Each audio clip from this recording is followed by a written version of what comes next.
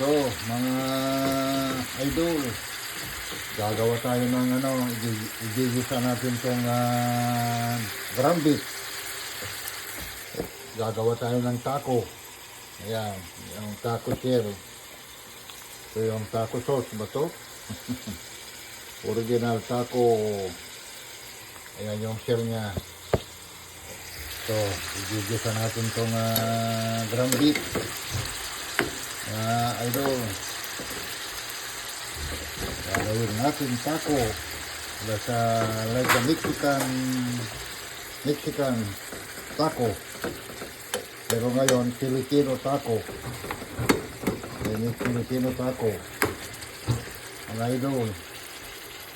Yan, gigisa natin. Then pagkatapos lalagay yan. And then yan ang shell. Gagawa tayo ng tomato, lettuce, and cheese. Oh, nakalimutan ko yata ng cheese mga idol. Bago mayroon yata dyan. Kalimutan ko yata ng cheese mga idol. Tignan ko nga sa loob ng refrigerator. Wow! Yeah. No cheese. Ayan, no cheese.